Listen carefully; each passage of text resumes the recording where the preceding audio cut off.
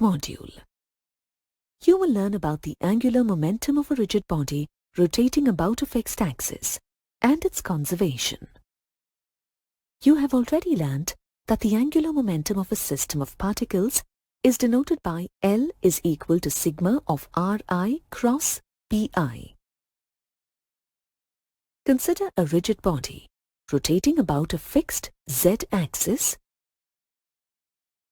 Let the position vector of ith particle be Ri and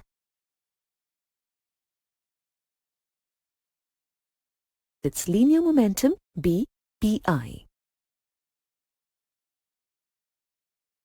Then, its angular momentum about the origin is denoted by Li is equal to Ri cross Pi. If Ri is represented by OP, then it can be written as Ri is equal to OP, which is equal to OC plus Cp. We know that Li is equal to Ri cross Pi. Since Ri is equal to OP, which is equal to OC plus Cp, then substituting the value of Ri from above, we get Li is equal to OC plus Cp cross MIVI. Further simplification gives us Li is equal to OC cross MIVI plus Cp cross MIVI. Let this be equation 1, where Vi is the linear velocity of the particle. Equation 1 has two terms on the right side. The first term OC cross MIVI is a vector, perpendicular to both OC and Vi. This means this term OC cross MIVI represents a component of angular momentum of ith particle, that is, perpendicular to the axis of rotation. That is, Li perpendicular is equal to OC cross MIVI. The second term, Cp cross MIVI, represents a vector that is perpendicular to both Cp and Vi. Hence, this vector is in the direction of the axis of rotation. As the axis of rotation is along the z-axis, we can call the component of angular momentum of ith particle along the axis of rotation Liz. Hence, Liz is equal to Cp cross MIVI. If Cp is equal to Ri perpendicular and the angular velocity of the rigid body is omega, then the magnitude of Liz is equal to Ri perpendicular cross Mi into omega Ri perpendicular, which is equal to MIRI perpendicular square into omega. Now, equation 1. Li is equal to OC cross MIVI plus Cp cross MIVI can be written as Li is equal to Li perpendicular plus Liz. Note that for a particle, angular momentum L need not be in the same direction as angular velocity omega. The total angular momentum of the rigid body rotating about a fixed axis L is equal to sigma Li which is equal to sigma of Li perpendicular plus Liz. Hence, L is equal to sigma Li perpendicular plus sigma Liz. We get L is equal to L perpendicular plus Lz. Let this be equation 2, where the perpendicular component of angular momentum of the body L perpendicular is equal to sigma OC cross MIVI. Let this be equation 3. And the component of angular momentum along the axis of rotation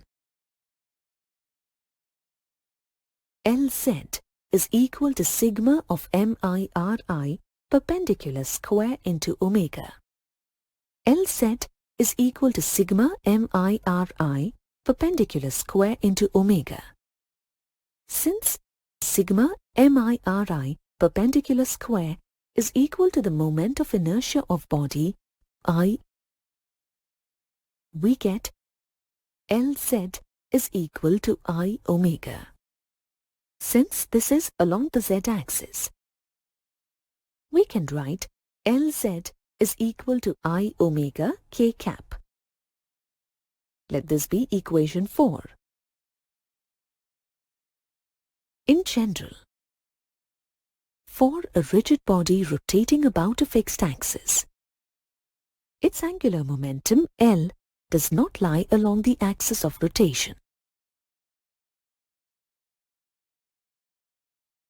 Let's take the case of a rigid body that is symmetric about its axis of rotation. From equation 3, the component of its angular momentum perpendicular to its axis of rotation L perpendicular is equal to sigma of OC cross MIVI. Since the rigid body is symmetrical about the axis of rotation, corresponding to every particle with a linear velocity Vi, we can find another identical particle with a linear velocity minus Vi. This makes the summation sigma of OC cross MIVI equal to 0. For such bodies, L perpendicular is equal to 0. Therefore, L is equal to Lz. This means, for a rigid body that is symmetrical about the axis of rotation, the angular momentum is along its axis of rotation. Now, if we differentiate both sides of equation 2, L is equal to L perpendicular plus Lz. With respect to time, we get dl by dt is equal to dl perpendicular by dt plus dlz by dt.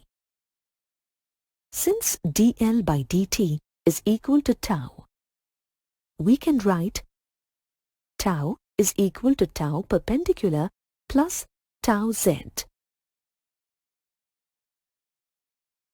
But for rotation about a fixed axis, tau is equal to tau z. Hence, for a body rotating about a fixed axis, dlz by dt is equal to tau z, which is equal to tau k cap, and dl perpendicular by dt is equal to 0. This means, for a body rotating about a fixed axis, the component of its angular momentum perpendicular to the axis of rotation is constant. Let us now look at the law of conservation of angular momentum. If the external torque is 0, then tau net is equal to dlz by dt is equal to 0. Since Lz is equal to I omega, we get tau net is equal to di omega by dt is equal to 0. Now since tau net is equal to 0, then dLz by dt and di omega by dt are also equal to 0. Therefore, we get Lz or I omega as constant. This is the law of conservation of angular momentum pertaining to rotation about a fixed axis. The law of conservation of angular momentum pertaining to rotation about a fixed axis states that in the absence of net external torque, the total angular momentum of the system remains conserved. Let's demonstrate this with an example. Consider a boy standing at the center of a rotating platform, with his arms stretched out and holding two weights in his hands. We can observe an increase in an angular velocity if he brings his hands close to his body. Since there is no external torque on the system, its angular momentum must be constant. That is, I omega is constant. But when he brings his hands close to his body, I decreases and omega increases. Many sportsmen make use of this law to express their art beautifully. For example, an ice skater changes his angular velocity by changing the position of his hands.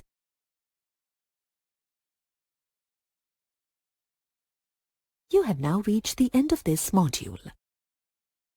In this module, you learned that the angular momentum of a system of particles is denoted by L is equal to sigma of Ri cross Pi.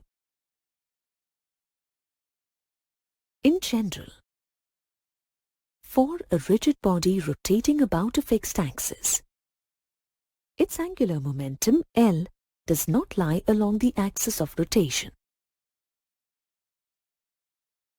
For a rigid body that is symmetrical about the axis of rotation, the angular momentum is along its axis of rotation. If the external torque is 0, then dLz by dt is equal to 0 or di omega by dt is equal to 0. Hence, Lz equal to I omega is equal to constant. The law of conservation of angular momentum states that in the absence of net external torque, the total angular momentum of the system remains conserved.